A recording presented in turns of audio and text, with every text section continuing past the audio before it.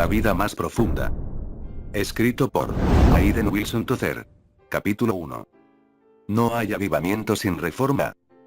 Dondequiera que los cristianos se reúnen en esta época, una palabra será constantemente escuchada: avivamiento. En sermones, cánticos y oraciones siempre estamos recordando al Señor y unos a otros, que lo que nos hace falta para resolver nuestros problemas espirituales, es un poderoso avivamiento a la antigua. La presión religiosa también ha reforzado la proposición, con la insistencia de que un avivamiento es la gran necesidad de nuestro tiempo. Y cualquiera que es capaz de preparar un escrito a este respecto, con seguridad encontrará muchas casas editoras que lo publicarán. Los vientos del avivamiento están soplando fuertemente. Sin embargo, nadie parece tener el discernimiento o el coraje para inclinarse en esa dirección del viento, aun cuando la verdad parece dirigirse en ese curso.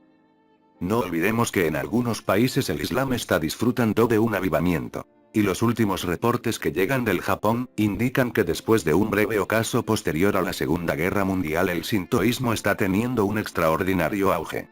En nuestra nación, el catolicismo romano y el protestantismo liberal, están creciendo en tal proporción, que la palabra avivamiento es casi necesaria para describir el fenómeno. Lamentablemente, en todos estos movimientos no se ha manifestado ninguna elevación perceptible de los valores morales ni espirituales entre sus devotos.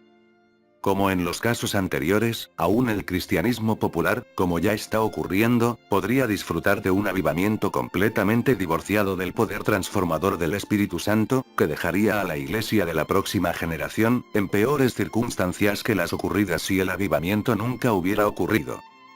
Yo creo que la necesidad imperativa del momento, no es simplemente un avivamiento, sino una transformación radical que llegue a las raíces mismas de nuestra enfermedad moral y espiritual y que trate con las causas, no con los efectos. Con la enfermedad y no con los síntomas. Es mi opinión, que bajo las presentes circunstancias, no es un avivamiento todo lo que necesitamos. La difusión de un avivamiento de la clase de cristianismo que conocemos hoy en América, provocaría una tragedia moral de la cual no nos recobraríamos en los próximos 100 años. He aquí mis razones. Hace una generación, como una reacción al alto criticismo y su fruto el modernismo, se levantó entre el protestantismo un poderoso movimiento en defensa de la fe cristiana histórica. Esto, por razones obvias, vino a ser conocido como fundamentalismo. Fue más o menos, un movimiento espontáneo sin mucha organización. Pero, su postura dondequiera que surgió, fue la misma. Resistir la marea alta de la negación en la teología cristiana y replantear y defender las doctrinas básicas del cristianismo del Nuevo Testamento. Mucho de esto, ya es historia. Cayeron víctimas de sus virtudes. Algo suele pasarse por alto, y esto es, que el fundamentalismo, aunque se diseminó por todas las denominaciones y grupos no denominacionales, cayó víctima de sus propias virtudes. La palabra murió en las manos de sus amigos. La inspiración verbal, por ejemplo, una doctrina que yo siempre sostuve y sostengo, pronto se vio afligida por una rigidez cadavérica. La voz del profeta fue silenciada y el escriba capturó las mentes de los fieles, y en muchas áreas, la imaginación religiosa se marchitó. Una jerarquía extraoficial decidió lo que los cristianos debían creer. No las escrituras, sino la interpretación del escriba se convirtió en el credo cristiano. Universidades cristianas, instituciones y conferencias bíblicas, expositores populares de la Biblia, se unieron para promover el culto al textualismo. El sistema del extremo dispensacionalista que fue concebido, exoneraba al cristiano del arrepentimiento, de la obediencia, de llevar la cruz, y de cualquier norma formalmente establecida.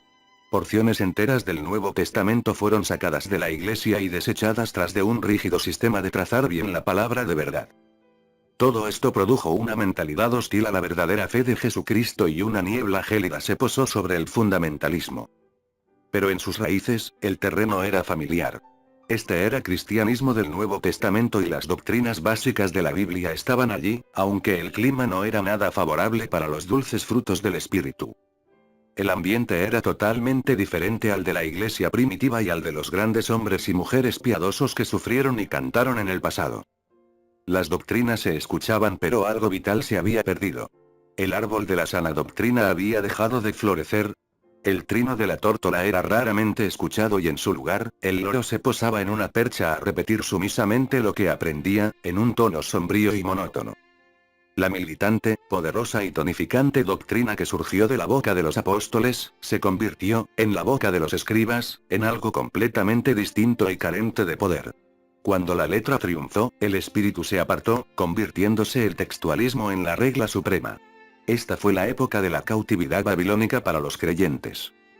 Pero, para hacer justicia, debe mencionarse que aunque esta era la condición general imperante, hubo algunos en medio de aquella decadencia, cuyos ansiosos corazones superaban teológicamente el de aquellos que eran sus maestros. Estos se desenvolvían con una amplitud y un poder que era desconocido para los demás. Pero estaban en posición desventajosa y no pudieron disipar la niebla que se cernía sobre la tierra. El terror del textualismo no es doctrinal. Es mucho más sutil que eso y mucho más difícil de descubrir. Pero sus efectos son mortales. El problema no era sus creencias teológicas, sino sus suposiciones. Esta da por hecho, por ejemplo, que si tenemos la palabra para una cosa, tenemos en sí la cosa. Si está en la Biblia, está en nosotros. Si tenemos la doctrina, tenemos la experiencia. Si algo fue verdadero para Pablo, lo es necesariamente para nosotros porque aceptamos que las epístolas de Pablo son divinamente inspiradas. La Biblia nos dice cómo debemos ser salvos. Pero el textualismo va más adelante y hace decir a la Biblia que nosotros somos salvos. Algo que por su misma naturaleza es inadmisible. La seguridad de la salvación individual es desde este punto de vista, una conclusión teológica extraída de premisas doctrinales y el resultado de una experiencia estrictamente mental. Rebelión contra la tiranía mental. Entonces vino la rebelión. La mente humana puede soportar el textualismo hasta que encuentra una vía de escape. Así que, silenciosa y tranquilamente mientras unos ignoraban que una sublevación se estaba fomentando, las masas del fundamentalismo reaccionaron, no contra las enseñanzas de la Biblia, sino contra la tiranía mental de los escribas. Con la desesperación de aquellos que están a punto de ahogarse y luchan por alcanzar la superficie para poder respirar, estas masas se pusieron a nadar a ciegas en busca de mayor libertad de pensamiento y de la satisfacción emocional demandada por su misma naturaleza, que sus maestros les habían negado. El resultado en los últimos 20 años ha sido una debacle espiritual difícilmente igualada desde que Israel adoró al becerro de oro en el desierto. Desde la perspectiva de nuestra Biblia cristiana puede categóricamente decirse: nos hemos sentado a comer y a beber, la línea que separa la Iglesia del mundo ha sido totalmente borrada. Aparte de unas pocas excepciones, los pecados del mundo no regenerado, son hoy aprobados por un alarmante número de profesantes nacidos de nuevo cristianos y remedados con lujo de detalles. Los jóvenes cristianos hacen sus ídolos de figuras mundanas a quienes tratan de imitar lo mejor posible. Líderes religiosos han adoptado las técnicas de mercadeo. La exageración y la jactancia, los programas atractivos, y las conductas desvergonzadas, son ahora parte de la vida normal de la Iglesia. El ambiente moral ya no es el del Nuevo Testamento, sino el de Hollywood y Broadway. Muchos de los recién convertidos imitan al mundo. Este es su modelo. La fe santa de nuestros padres, ha sido convertida en muchos sitios en un artículo de entretenimiento. Y lo más espantoso del caso, es que todo esto ha saturado a las masas de todos los niveles. Esta nota de protesta que comenzó con el Nuevo Testamento, y que siempre se escuchó clamorosamente cuando la Iglesia era poderosa, ha sido exitosamente silenciada. La esencia radical de vida y testimonio que una vez hizo de los cristianos, la gente más odiada por el mundo, está ausente en el Evangelio de esta época. Los cristianos fueron revolucionarios no políticos, sino morales, pero hemos perdido ese carácter militante. Ya no resulta peligroso ni costoso ser cristiano. La gracia, se ha vuelto barata. Estamos ocupados estos días, ofreciendo al mundo que indiscriminadamente puede disfrutarse de los beneficios del Evangelio, sin ocasionar inconvenientes a la mundana forma de vivir. En otras palabras, todo esto, y el cielo también. Esta descripción del moderno cristianismo, no es universalmente aplicable. Sin embargo, sí le queda a una mayoría abrumadora de cristianos. Por esta razón, es inútil que muchas comunidades de creyentes inviertan largas horas suplicando por un avivamiento. Si no intentamos una reforma, no lograremos nada con orar. A menos que al orar, los hombres tengan la fe y la visión para enmendar su vana manera de vivir, de acuerdo a las normas del Nuevo Testamento, el verdadero avivamiento, jamás ocurrirá. Cuando orar es una equivocación. Algunas veces orar no solamente es inútil, es una equivocación. Un ejemplo clásico lo encontramos cuando Israel fue derrotado en Ai. Entonces Josué rompió sus vestidos, y se postró en tierra sobre su rostro delante del arca de Jehová hasta caer la tarde, él y los ancianos de Israel. Y echaron polvo sobre sus cabezas. Josué 7:6, de acuerdo a nuestra moderna filosofía de avivamiento, esto era lo que se debía hacer, y si lo hacíamos por suficiente tiempo, con seguridad persuadiríamos a Dios y Él nos enviaría bendición. Pero, y Jehová dijo a Josué: levántate. ¿Por qué te postras así sobre tu rostro? Israel ha pecado, y aún han quebrantado mi pacto que yo les mandé. Y también han tomado del anatema, y hasta han hurtado, han mentido, y aún lo han guardado entre sus enseres. Por esto los hijos de Israel no podrán hacer frente a sus enemigos, sino que delante de sus enemigos volverán la espalda, por cuanto han venido a ser anatema. Ni estaré más con vosotros, sino destruyeréis el anatema de en medio de vosotros. Levántate, santifica al pueblo, y di: santificaos para mañana. Porque Jehová el Dios de Israel dice así: anatema hay en medio de ti, Israel. No podrás hacer frente a tus enemigos, hasta que hayáis quitado el anatema de en medio de vosotros. Josué 7:10-13, debemos tener reformas en la iglesia. Suplicar porque un torrente de bendición sea derramado sobre una iglesia desobediente, es perder tiempo y esfuerzo. Un nuevo movimiento de interés religioso no hará más que añadir iglesias que no tengan la intención de rendirse al señorío de Cristo ni vivir bajo la obediencia de sus mandamientos. Dios no está interesado en que aumente el número de miembros en las congregaciones, a menos que la intención de estos sea enmendar su vida, y el anhelo de iniciar una nueva realidad en Dios. En cierta ocasión, el Señor pronunció, por medio del profeta Isaías, estas palabras que han quedado establecidas perpetuamente. ¿Para qué me sirve, dice Jehová, la multitud de vuestros sacrificios? Hastiado estoy de holocaustos de carneros y de sebo de animales gordos. No quiero sangre de bueyes, ni de ovejas, ni de machos cabríos. ¿Quién demanda esto de vuestras manos, cuando venís a presentaros delante de mí para hollar mis atrios? No me traigáis más vana ofrenda. El incienso me es abominación. Luna nueva y día de reposo, el convocar asambleas, no lo puedo sufrir. Son iniquidad vuestras fiestas solemnes, lavaos y limpiaos. Quitad la iniquidad de vuestras obras de delante de mis ojos. Dejad de hacer lo malo. Aprended a hacer el bien. Buscad el juicio, restituid al agraviado, haced justicia al huérfano, amparad a la viuda, si quisiereis y oyereis, comeréis el bien de la tierra. La oración por avivamiento prevalecerá cuando sea acompañada por un cambio radical de vida. No antes. Todas las reuniones nocturnas de oración que no sean precedidas por una práctica continua de la nueva conducta en Cristo serán de hecho, desagradables a Dios. Obediencia es mejor que sacrificio. Debemos retomar al cristianismo del Nuevo Testamento. No al credo confesional, sino a una vida de completa separación, obediencia, humildad, sencillez, dominio propio, modestia, cargando la cruz. Todo esto debe ser una vez más, parte vital del quehacer cristiano y aplicado a la conducta cada día de la vida. Debemos limpiar el templo de ladrones y cambistas, y someternos de nuevo por completo a la autoridad de nuestro Señor resucitado. Y esto aplica para el que les escribe, como para todos los que confiesan el nombre de Jesús. Entonces podremos orar con confianza y esperar que llegue el avivamiento. Capítulo 2. La vida profunda. ¿Qué es esto? Supongamos que un ser angelical, quien desde la creación ha conocido el exquisito arrobamiento de morar en la divina presencia, de pronto apareciera aquí en la tierra para vivir entre nosotros los cristianos. ¿Puede usted imaginar el asombro que le produciría lo que ve? Posiblemente, por ejemplo, se preguntaría cómo los cristianos podemos conformarnos con vivir en un nivel tan pobre en nuestra experiencia espiritual. A nuestro alcance, después de todo, hay un mensaje de Dios, que no solo nos invita a participar de su Santa Comunión, sino también nos da instrucciones detalladas de cómo obtenerla. Después de disfrutar la gloria de la íntima comunión con Dios, ¿cómo podría nuestro visitante comprender la informal y cómoda actitud espiritual que caracteriza a la mayoría de evangélicos de hoy? Y como nuestro hipotético huésped conoció las vidas fervientes de hombres como Moisés, David, Isaías, Pablo, Juan, Esteban, Agustín, Newton, Brainers y Faber, sin duda alguna concluiría que la cristiandad del siglo XX ha malentendido algunas de las doctrinas fundamentales de la fe y ha frenado en seco una verdadera relación con Dios. ¿Qué ocurrirá si él participara en una de las sesiones diarias de una conferencia bíblica ordinaria y notara los reclamos extravagantes y pretenciosos que hacemos para nosotros mismos como creyentes en Cristo, y los comparara con nuestra experiencia espiritual actual? Su conclusión, sin duda, sería que existe una obvia contradicción entre lo que pensamos que somos y lo que somos en realidad.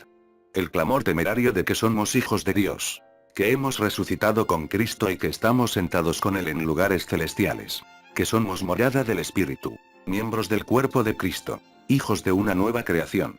Todo esto es negado por nuestras actitudes, nuestra conducta, y más que todo, por nuestro escaso fervor y la total ausencia de un espíritu de adoración entre nosotros. Quizás, si nuestro visitante celestial señalara la gran discrepancia entre nuestras creencias doctrinales y nuestra forma de vivir, podría ser despedido con una sonrisa de explicación.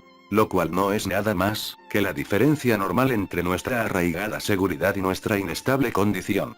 Por lo tanto, él se aterraría al pensar que seres que fuimos creados a imagen de Dios, nos hemos permitido el lujo de jugar con la palabra y hacer de nuestras almas una bagatela. Es significativo, que de todos aquellos que sostienen la posición evangélica, aquellos cristianos que presentan la grandiosa historia del apóstol Pablo, son los menos paulinos en lo espiritual. Existe una vasta e importante diferencia entre un credo paulino y una vida paulina. Algunos de nosotros que por años hemos observado compasivamente la escena cristiana, nos hemos visto constreñidos a parafrasear las palabras de la reina moribunda y gemir: «Oh Pablo, Pablo, cuántas injusticias han sido cometidas en tu nombre». Decenas de miles de creyentes que se enorgullecen de sí mismos por su comprensión de las cartas de Pablo a los romanos y a los efesios, no pueden conciliar la aguda contradicción espiritual que existe entre sus corazones y el corazón de Pablo. La diferencia puede establecerse de la manera siguiente. Pablo fue un buscador y un descubridor, y permaneció buscando. Los demás buscan y cuando encuentran algo, se conforman y no buscan más. Después de aceptar a Cristo, tiene la tendencia a sustituir la vida con la lógica, y la doctrina con la experiencia. Para ellos la verdad se vuelve un velo que esconde el rostro de Dios. Para Pablo, la verdad era la puerta de entrada a la misma presencia del Señor. El espíritu de Pablo, fue el de un incansable y amante explorador, que se internó en las montañas de Dios, buscando el oro del conocimiento espiritual personal. Mucha gente de hoy, que se apoya en las doctrinas de Pablo, no participa de su apasionante anhelo por disfrutar la realidad de Dios. ¿Podría decirse que se puede ser paulino nada más que en sentido nominal? Si Pablo estuviera predicando hoy: «Con las palabras que yo pueda conocerlo», respondió Pablo al exigente lloriqueo de la carne y se levantó en busca de la perfección. Todo lo ganado, lo dio por perdido por la excelencia del conocimiento del Señor Jesucristo. Y si conocerlo mejor, significaba sufrir, o aún morir, esto era todo para Pablo. Para él, cualquier costo sería barato con tal de ser semejante a Cristo.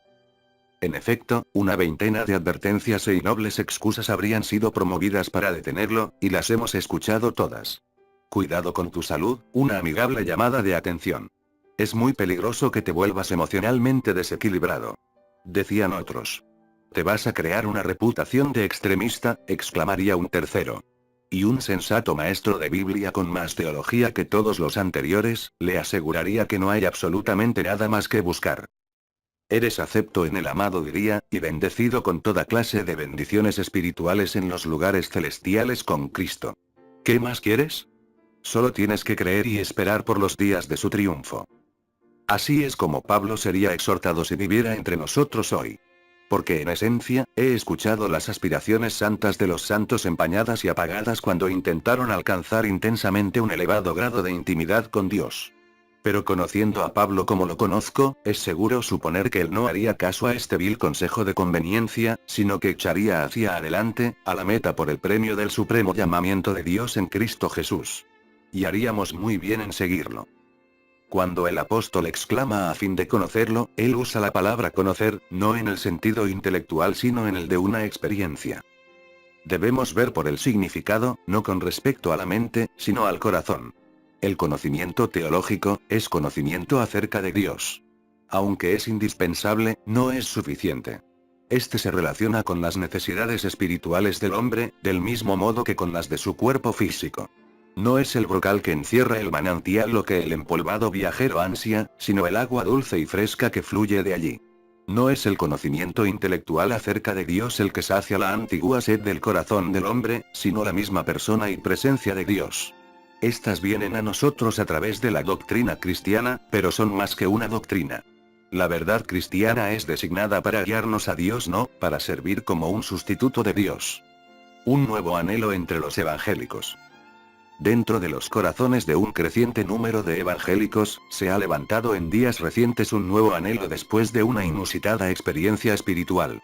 Sin embargo, la mayoría permanecen temerosos, lejanos a esta experiencia y levantando objeciones que evidencian mal entendimiento, miedo, o una completa incredulidad. Ellos señalan a lo neurótico, lo psicótico, el pseudo culto cristiano, el excesivo fanatismo, y los amontonan a todos sin discriminación como seguidores de la vida profunda. Por ser esto totalmente absurdo el hecho de que tal confusión exista, aquellos que defienden la vida llena del Espíritu se ven obligados a definir sus términos y explicar su posición. ¿Qué es entonces lo que significa? ¿Y qué estamos defendiendo? Yo mismo mantengo la preocupación reverente por enseñar al Cristo crucificado. Y en lo que respecta a la aceptación de una enseñanza o aún algo que se enfatiza, debo estar persuadido que es escritural y totalmente apostólico en espíritu y contenido. Además, debe estar en completa armonía con lo mejor devocional en la tradición, contenido en la más dulce y radiante himnología y plasmado en las más elevadas experiencias compartidas en la biografía cristiana. Todo esto debe descansar sobre el modelo de verdad que nos han legado almas piadosas como Bernardo de Claraval, Juan de la Cruz, Molinos, Nicolás de Cusa, Juan Fletcher, David Bainet, Reginaldo Eber, Evan Roberts, General Bott y otra multitud de almas que, aunque menos dotadas y menos conocidas, constituyen lo que el Dr. Paul S. Rees llama la semilla de la supervivencia. Y este término es apto, porque fueron cristianos extraordinarios como estos los que salvaron al cristianismo del colapso o de ser completamente aplastado por el espíritu de mediocridad al que estaba siendo conducido. Hablar de vida profunda, no es hablar de nada más profundo que la sencilla religión del Nuevo Testamento. Mejor dicho, esto es insistir que los creyentes exploren las profundidades del Evangelio cristiano en busca de las riquezas que seguramente contiene pero que nosotros sin duda hemos perdido. La vida profunda, es profunda, solamente porque el promedio de vida cristiana es trágicamente superficial. Aquellos que defienden la vida profunda de hoy estarían en desventaja al compararse con casi cualquiera de aquellos cristianos que rodearon a Pablo y a Pedro en los tiempos de la iglesia primitiva. Mientras ellos, quizás no hayan hecho mucho progreso, sus rostros están hacia la luz y nos están haciendo señas para que los sigamos. Es difícil ver cómo podemos justificar nuestro rechazo en atender su llamada. Lo que la vida profunda aboga, es que debiéramos apresurarnos para disfrutar dentro de una experiencia personal interna los elevados privilegios que son nuestros en Cristo Jesús. Que debiéramos insistir en saborear la dulzura de la adoración interior en espíritu y en verdad, y que debiéramos alcanzar este ideal a toda costa, sin importar la oposición que pueda seguir como consecuencia. El autor del celebrado trabajo devocional La nube de lo desconocido, comienza su pequeño libro con una oración que expresa el espíritu de la enseñanza de la vida profunda. Dios, delante de quien todos los corazones se abren, y a quien nada le está escondido, yo te imploro porque limpies los deseos de mi corazón con el inexpresable regalo de tu gracia, para que pueda perfectamente amarte y dignamente alabarte. Amén. El que es nacido verdaderamente del Espíritu a menos que haya sido perjudicado por una enseñanza equivocada puede oponerse a tal limpieza de corazón y voluntaria y perfectamente estar dispuesto a amar a Dios y dignamente alabarlo. Sí, esto es exactamente lo que queremos decir cuando hablamos acerca de la experiencia de la vida profunda. Que es algo que debiera ser cumplido literalmente dentro del corazón y no meramente aceptado por el intelecto. Nicéforo, uno de los padres de la Iglesia de Oriente, en un pequeño tratado sobre la vida llena del Espíritu, comienza con una llamada que nos suena extraña solamente porque hemos estado acostumbrados por mucho tiempo a seguir a Jesús muy de lejos y a vivir entre la gente que le sigue, muy de lejos. Usted, quien decide capturar la maravillosa iluminación divina de Jesucristo nuestro Salvador, que busca llenar su corazón del fuego divino, que se esfuerza por sentir y experimentar la sensación de la reconciliación con Dios, que para desenterrar el tesoro oculto en el campo de su corazón y ganar terreno en esto, ha renunciado a todo dignamente, que decide que la lámpara de su alma brille ardientemente, a una hora, y por este propósito ha renunciado al mundo, que anhela conscientemente recibir y conocer el reino de los cielos dentro de sí mismo, venga y le impartiré el conocimiento de la eterna vida celestial. Citas como esta, podrían fácilmente multiplicarse hasta llenar una docena de volúmenes. Este anhelo delante de Dios nunca ha muerto en ninguna generación. Siempre ha habido alguien que ha despreciado la mediocridad e insistido sobre al andar en los caminos elevados de la perfección. Todavía, aunque parezca extraño, la palabra perfección nunca ha significado el punto de culminación espiritual ni un estado de pureza que hace innecesaria la vigilancia y la oración. Exactamente lo contrario fue verdad. Oír sin obedecer. Ha sido el testimonio unánime de las grandes almas cristianas que mientras más se acercaban a Dios, más aguda era su conciencia de pecado y más profundo su sentido personal de indignidad. Las almas puras, nunca supieron cuán puras eran y los grandes santos, nunca se creyeron grandes. El solo hecho de pensar que eran buenos o grandes, lo rechazaron como una tentación del enemigo. Ellos fueron absorbidos de tal manera por la contemplación del rostro de Dios, que apenas tuvieron tiempo para verse a sí mismos. Fueron envueltos en una dulce paradoja de conocimiento espiritual, donde sabían que habían sido lavados con la sangre del Cordero, pero aún sentían solamente merecer la muerte y el infierno como justa recompensa. Este sentimiento, se palpa vigorosamente en los escritos de Pablo. Se encuentra en casi todos los libros devocionales, y entre los más hermosos y amados himnos congregacionales. La calidad del cristianismo evangélico puede ser aumentada grandemente, si el presente e inusitado interés religioso radica en no dejar la Iglesia en peores condiciones de como estaba antes que el fenómeno emergiera. Si escuchamos, creo que oiremos al Señor. Decimos lo que en cierta ocasión dijo a Josué. Levántate y pasa este Jordán, tú y todo este pueblo, a la tierra que yo les doy a los hijos de Israel. O escucharemos al escritor de los Hebreos diciendo por tanto, dejando ya los rudimentos de la doctrina cristiana, vamos adelante a la perfección. Y seguramente escucharemos a Pablo exhortándonos a ser llenos con el Espíritu. Si estamos lo suficiente alertas para escuchar la voz de Dios, no debemos sentirnos satisfechos con simplemente creerlo así. ¿Cómo puede cualquier hombre creer un mandamiento? Los mandamientos se obedecen, y mientras no los obedezcamos, no habremos hecho nada con respecto a ellos. Haberlos oído y no obedecerlos es peor, que si nunca los hubiéramos escuchado, especialmente a la luz del pronto retorno de Cristo y la inminencia del juicio final. Capítulo 3. Los dones del Espíritu son para nosotros hoy. Pero acerca de los dones espirituales, escribió Pablo a los Corintios, no quiero que estéis ignorantes. Ciertamente Pablo no tenía la intención de ir en contra de esto. Al contrario, él expresó una cuidadosa preocupación por que sus seguidores no estuvieran desinformados o errados acerca de una verdad tan importante como esta. Por algún tiempo ha sido evidente que nosotros los evangélicos, hemos estado fallando en sacar ventaja de las profundas riquezas de la gracia que están atesoradas en el propósito de Dios para nosotros. Como consecuencia, hemos estado sufriendo trágicamente. Uno de los tesoros de esta bendición que hemos perdido, es el derecho a poseer los dones del Espíritu establecidos plena y claramente en el Nuevo Testamento. Antes de proceder con otro punto, quiero dejar sentado que no he tenido ningún cambio de mentalidad con respecto a este asunto. Lo que he escrito aquí ha sido mi postura de fe por muchos años. Ninguna experiencia espiritual reciente ha alterado mis creencias de ninguna manera. Simplemente he agrupado algunas verdades, las cuales he mantenido durante todo mi ministerio y las he predicado con constancia, donde quiera, y cuando he sentido que mis oyentes podrían recibirlas. En su actitud hacia los dones del Espíritu, los cristianos de los últimos años han tendido a dividirse en tres grupos. Primero, los que exageran los dones del Espíritu hasta el extremo que no pueden ver más allá de ellos. Segundo, los que niegan que los dones del Espíritu sean destinados para este período de la historia. Recientemente nos hemos dado cuenta de la presencia de otro grupo tan poco numeroso que apenas se les puede considerar para una clasificación. En este se encuentran aquellos que quieren conocer la verdad acerca de los dones y la experiencia que Dios tiene para ellos dentro del contexto de la fe del Nuevo Testamento. Es para este grupo que este folleto ha sido escrito. ¿Cuál es la verdadera iglesia? Todo problema espiritual es en el fondo teológico. Su solución dependerá de la enseñanza de las Sagradas Escrituras, y la comprensión correcta de dicha enseñanza. Esa correcta comprensión constituye una filosofía espiritual, que es un punto de referencia, una posición ventajosa desde la cual puede observarse todo el panorama, y cada detalle y su relación con la totalidad.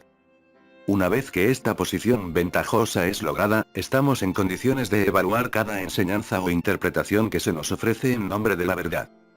Una comprensión acertada de los dones del Espíritu, en la Iglesia, debe depender de un concepto correcto de la naturaleza de la Iglesia.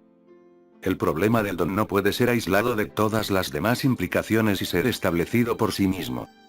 La verdadera Iglesia es un fenómeno espiritual, apareciendo dentro de la sociedad humana y entremezclado con esta en algún grado, pero diferenciándose de esta en características muy bien definidas.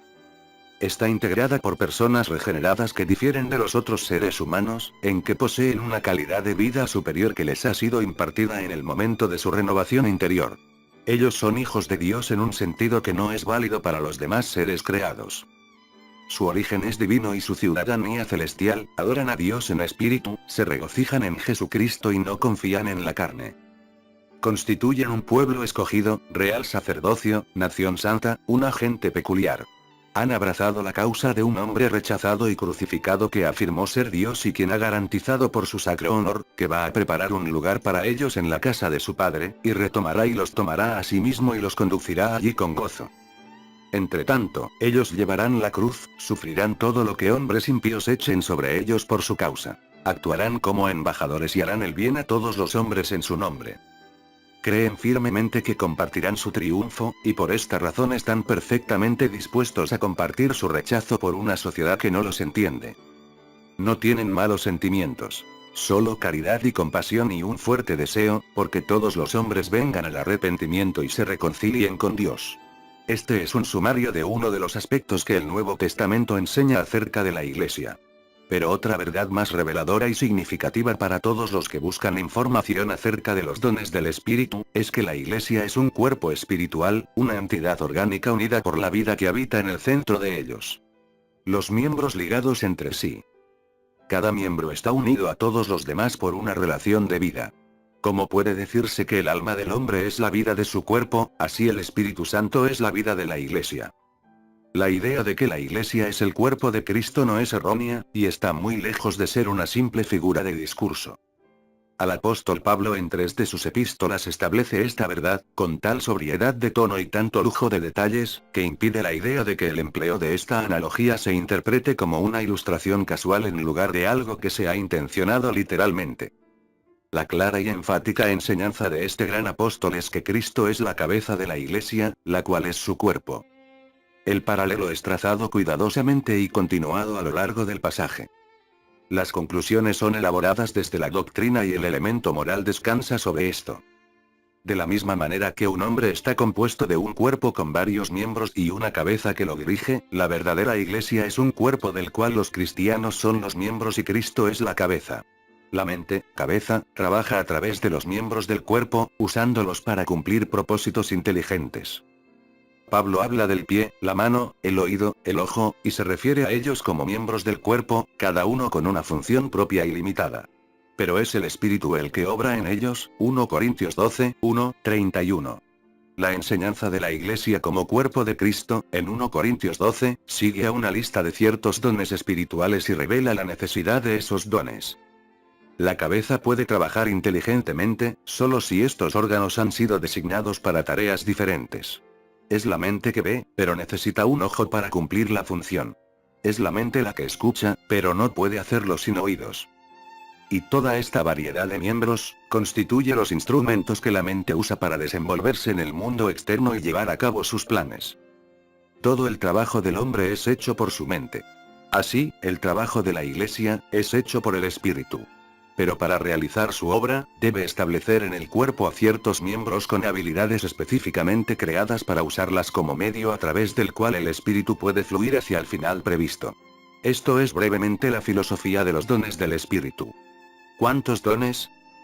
Suele decirse que son 9 los dones del espíritu, yo supongo que Pablo insistió en 9 en 1 Corintios 12.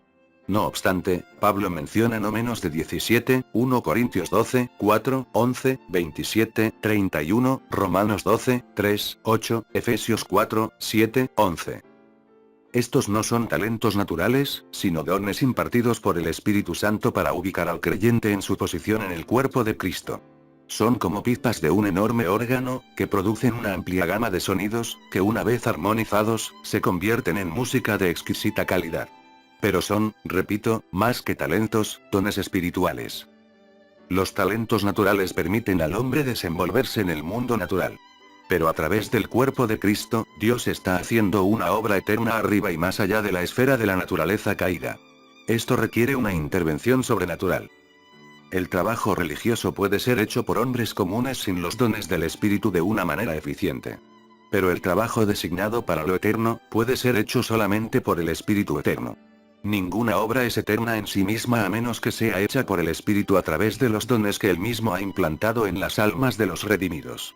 Por espacio de una generación, ciertos maestros evangélicos nos han dicho que los dones del Espíritu cesaron con la muerte de los apóstoles o al ser completado el Nuevo Testamento. Esto, por supuesto, es una doctrina que carece totalmente de respaldo bíblico. Sus defensores deben aceptar plenamente la responsabilidad de estar manipulando la palabra de Dios. El resultado de esta enseñanza errónea, es que las personas dotadas espiritualmente son muy pocas entre nosotros. Cuando necesitamos desesperadamente líderes con el don de discernimiento, por ejemplo, no los tenemos, y por eso nos vemos forzados a volver a las técnicas del mundo.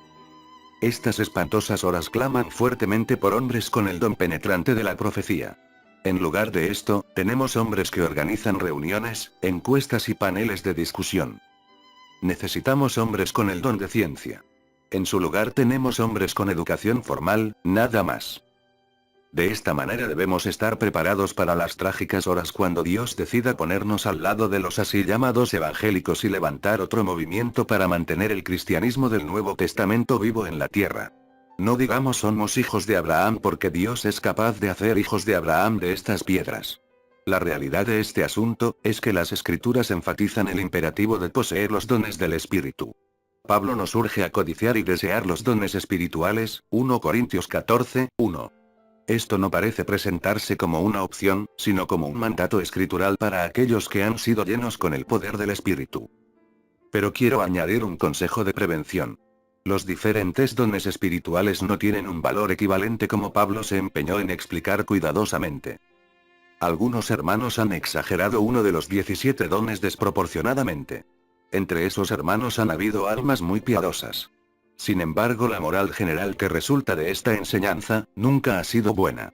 En la práctica esto ha dado como resultado, un abrumador y descarado exhibicionismo y la tendencia a depender de experiencias, en lugar de Cristo, y con frecuencia una carencia en la habilidad de distinguir entre las obras de la carne y del Espíritu.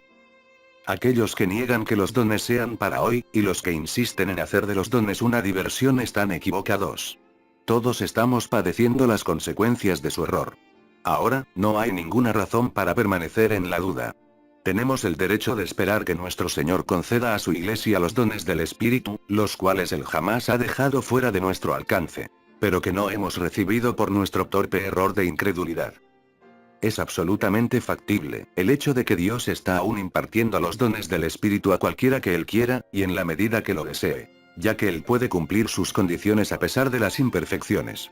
De otro modo la antorcha de la verdad se extinguiría. En conclusión, hemos visto lo que Dios haría por su Iglesia si todos nos postráramos delante de Él y con la Biblia abierta clamáramos: Señor, he aquí tu siervo, hágase en mí conforme tu voluntad. Capítulo 4. ¿Cómo ser lleno con el Espíritu Santo? Casi todos los cristianos creen ser llenos del Espíritu, pero solamente unos cuantos anhelan ser llenos con el Espíritu. Pero, ¿cómo puede un cristiano conocer la plenitud del Espíritu si no ha tenido la experiencia de ser lleno? Sería inútil, como quiera, decirle a alguien cómo ser lleno con el Espíritu a menos que primero crea que puede serlo. Ninguno puede esperar por algo, si no está convencido que es la voluntad de Dios para su vida y que está contenido dentro de la provisión revelada en la Escritura. Antes que la pregunta ¿cómo puedo ser lleno?, tenga validez para el que busca, este debe estar seguro que esa experiencia es totalmente posible. El hombre que no está seguro, carece de motivos de expectación. Donde no hay expectación no hay fe, y donde no hay fe la búsqueda no tiene significado. La doctrina del Espíritu, en cuanto a su relación con los creyentes en los pasados 50 años se ha visto envuelta en una niebla como la que se posa en la cima de una montaña en tiempo de tormenta. Un mundo de confusión ha rodeado esta verdad y los hijos de Dios han adoptado doctrinas contrarias con respecto al mismo texto. Advertidos, amenazados e intimidados hasta que instintivamente retroceden ante la sola mención de la enseñanza bíblica concerniente al Espíritu Santo. Esta confusión no ha ocurrido por accidente. Un enemigo ha hecho esto. Satanás conoce que el evangelismo carente del Espíritu está muerto como modernismo o herejía. Y él ha hecho todo lo que está en su poder para prevenir que nos unamos a la verdadera herencia cristiana. Una iglesia sin el Espíritu está desamparada. Como le habría ocurrido al pueblo de Israel en el desierto si la columna de fuego lo hubiera abandonado. El Espíritu Santo es nuestra nube durante el día y columna de fuego de noche. Sin él, estaremos perdidos en el desierto, y esto es lo que actualmente está ocurriendo. Nos hemos dividido en pequeños grupos. Cada uno corriendo en pos de una quimera con la creencia equivocada que estamos detrás de la gloria Shekinah. No solo debe desearse que la columna se comience a levantar de nuevo. Es imperativo. La iglesia puede ser luz, solo si está llena del Espíritu. Y solo puede estar llena, si sus miembros están llenos individualmente. Por lo tanto, ninguno puede ser lleno hasta que no esté convencido de que esta experiencia es una parte de la totalidad del plan de redención. No es nada añadido o extra. Nada extraño o raro, sino una apropiada y espiritual operación de Dios, que se basa y proviene de la obra expiatoria de Cristo. El que busca debe estar seguro hasta el punto de la convicción. Debe creer que todo esto es normal y correcto. Debe creer que es la voluntad de Dios ungirlo con aceite fresco, en adición a las 10.000 bendiciones que ha recibido de la bondadosa mano del Señor. Mientras llega a este convencimiento, yo recomiendo que tome tiempo para ayunar, orar, y meditar sobre las Escrituras. Las sugerencias, exhortaciones o el efecto psicológico del testimonio de otros que pueden haber sido llenados, no es suficiente. A menos que sea persuadido por las Escrituras, no debe presionar sobre el asunto a permitirse a sí mismo caer víctima de manipulaciones emocionales que intentan forzar la ocurrencia de esta manifestación. Dios es maravillosamente paciente y comprensivo y esperará porque los lentos corazones logren percibir la verdad. Entretanto, el buscador debiera permanecer confiado y en calma. En algún momento, Dios lo guiará a cruzar el Jordán. No debe precipitarse. Muchos cristianos lo han intentado y solamente han traído desastres a su vida. Después que un hombre está convencido que puede ser lleno con el Espíritu, debe decidir serlo. Para el inquiridor interesado, tengo estas preguntas.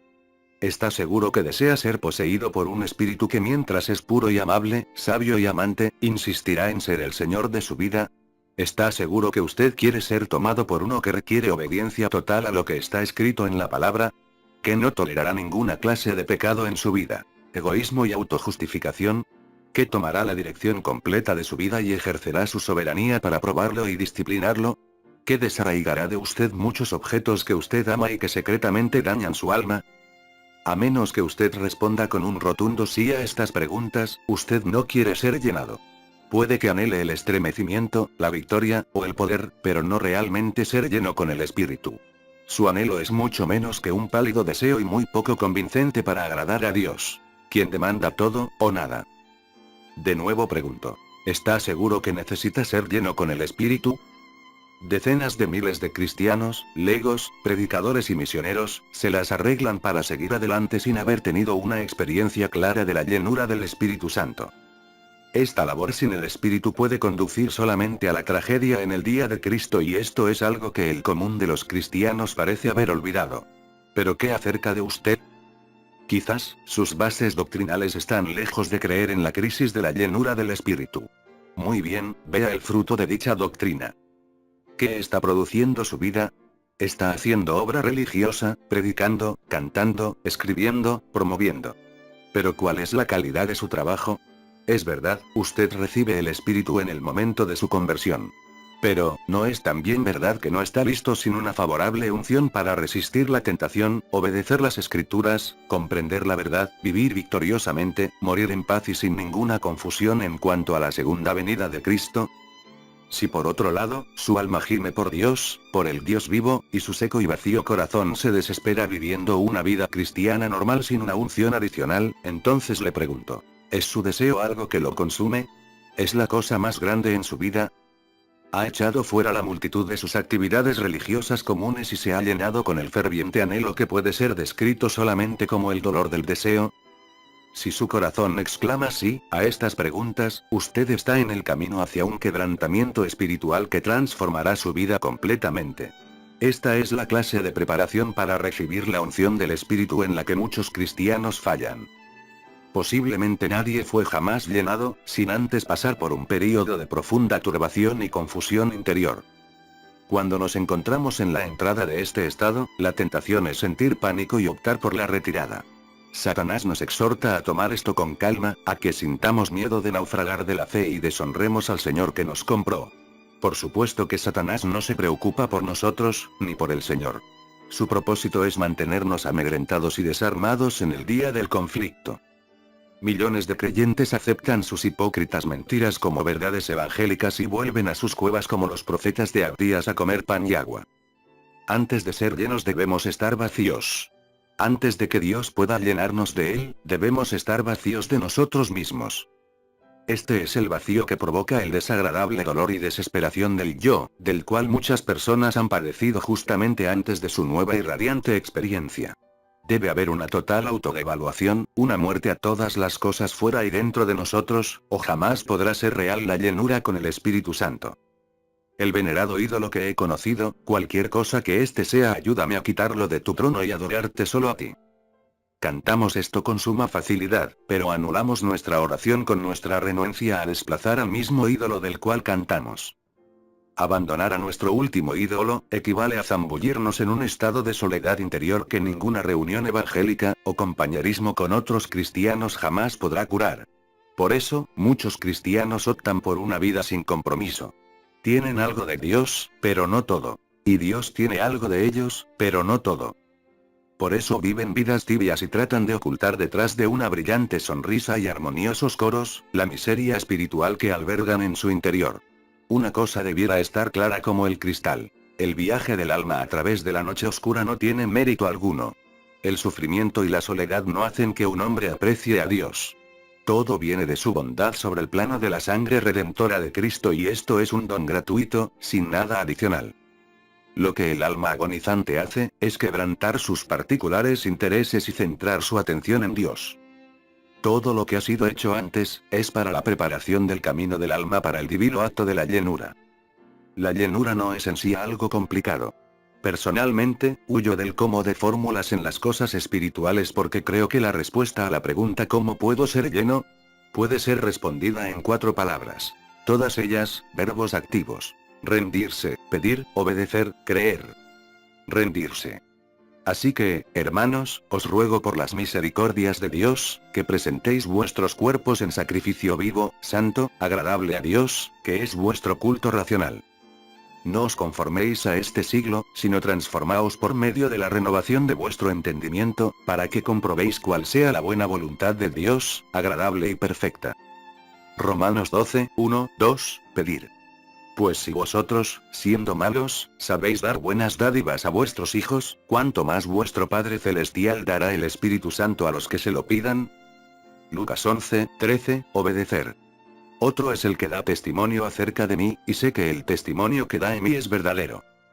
Juan 5, 32, una completa e incondicional obediencia a la voluntad de Dios, se hace absolutamente indispensable para recibir la unción del Espíritu.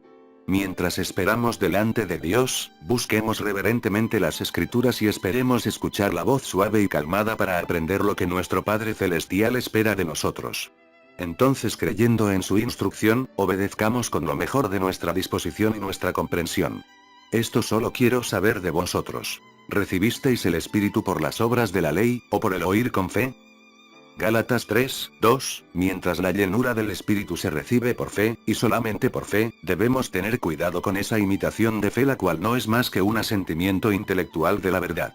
Esto ha sido fuente de desengaño para muchas almas buscadoras. La verdadera fe, invariablemente trae consigo un testimonio. Pero, ¿cuál es ese testimonio? No es nada físico, vocal o psíquico. El Espíritu nunca se confía a la carne. El único testimonio que él da es subjetivo y conocido únicamente por la persona que lo recibe. El Espíritu se comunica con el Espíritu del hombre. La carne no aprovecha nada, pero el corazón que cree, lo conoce. Santo, santo, santo. Por último, quiero mencionar, que ni el Antiguo ni el Nuevo Testamento, ni ningún testimonio cristiano encontrado en los escritos de hombres piadosos hasta donde llega mi conocimiento manifiesta que haya habido un solo creyente lleno del Espíritu Santo que no supiera que había sido lleno. Y ninguno fue llenado, sin que se diera cuenta cuando ocurrió. y nadie fue lleno gradualmente. Detrás de estos tres árboles, muchas almas carentes de entusiasmo han tratado de esconderse, como Adán, de la presencia de Dios. Pero ningún sitio ha sido suficiente.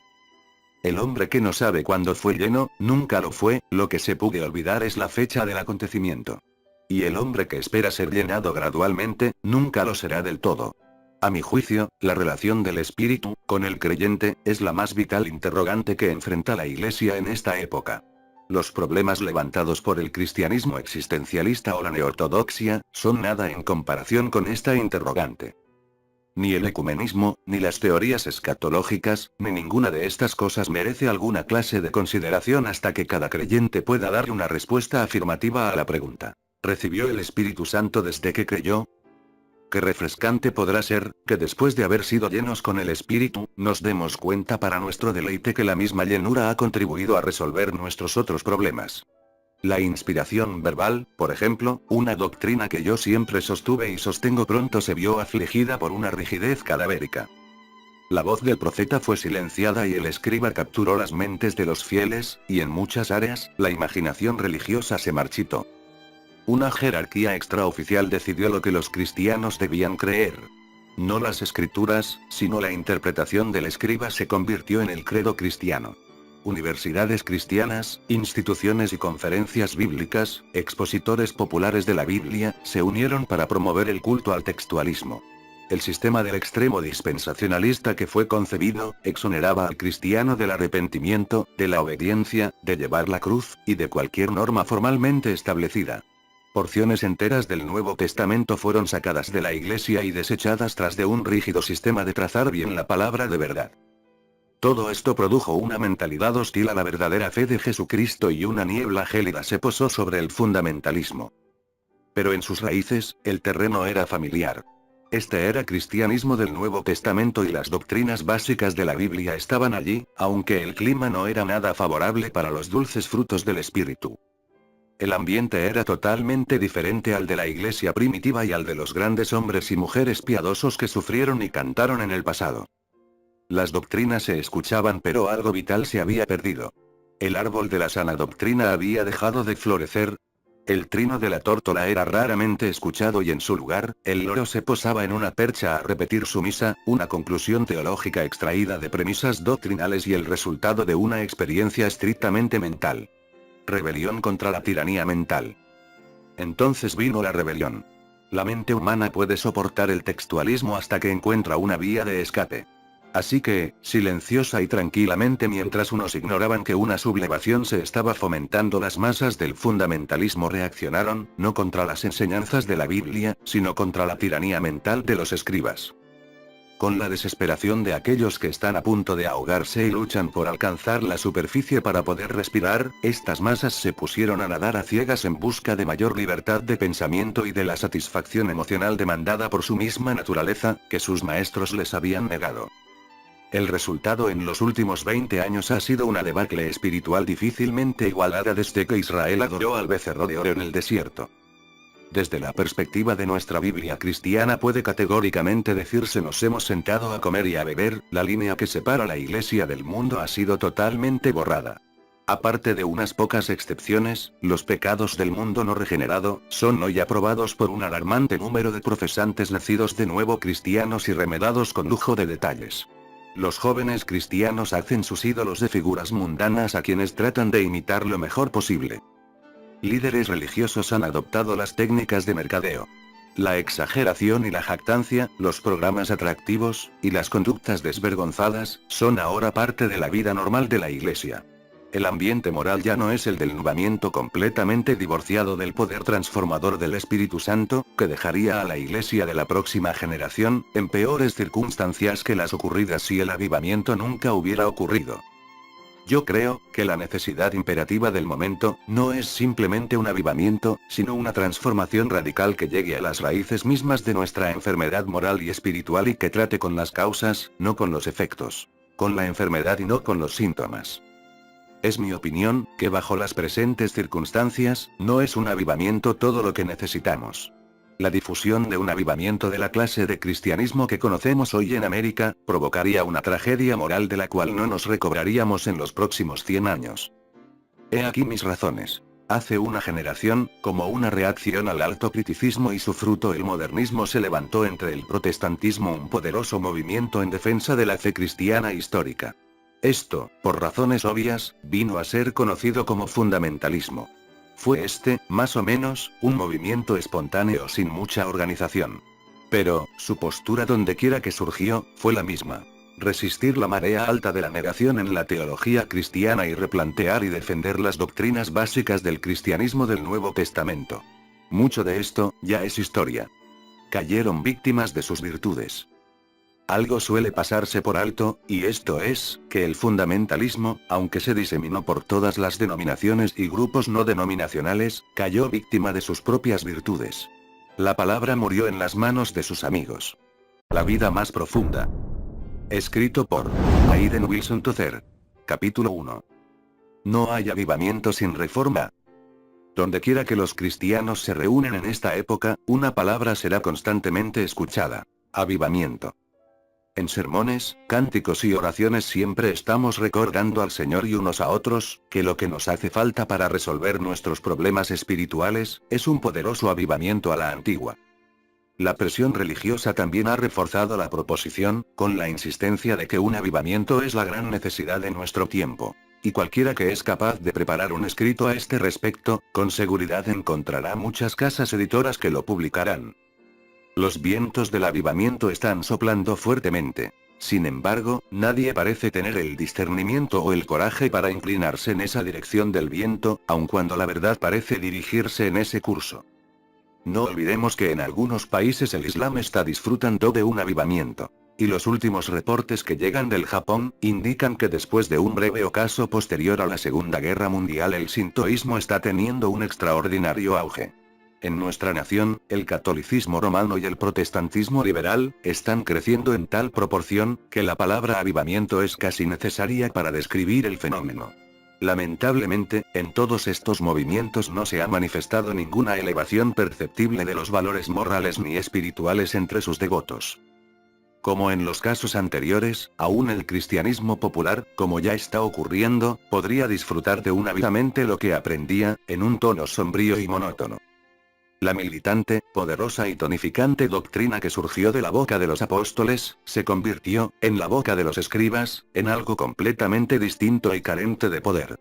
Cuando la letra triunfó, el espíritu se apartó, convirtiéndose el textualismo en la regla suprema. Esta fue la época de la cautividad babilónica para los creyentes. Pero, para hacer justicia, debe mencionarse que aunque esta era la condición general imperante, hubo algunos en medio de aquella decadencia, cuyos ansiosos corazones superaban teológicamente el de aquellos que eran sus maestros. Estos se desenvolvían con una amplitud y un poder que era desconocido para los demás. Pero estaban en posición desventajosa y no pudieron disipar la niebla que se cernía sobre la tierra. El terror del textualismo no es doctrinal. Es mucho más sutil que eso y mucho más difícil de descubrir. Pero sus efectos son mortales. El problema no era sus creencias teológicas, sino sus suposiciones. Esta da por hecho, por ejemplo, que si tenemos la palabra para una cosa, tenemos en sí la cosa. Si está en la Biblia, está en nosotros. Si tenemos la doctrina, tenemos la experiencia. Si algo fue verdadero para Pablo, lo es necesariamente para nosotros porque aceptamos que las epístolas de Pablo son divinamente inspiradas. La Biblia nos dice cómo debemos ser salvos. Pero el textualismo va más adelante y hace decir a la Biblia que nosotros somos salvos. Algo que por su misma naturaleza es inadmisible. La seguridad de la salvación individual es desde este punto de vista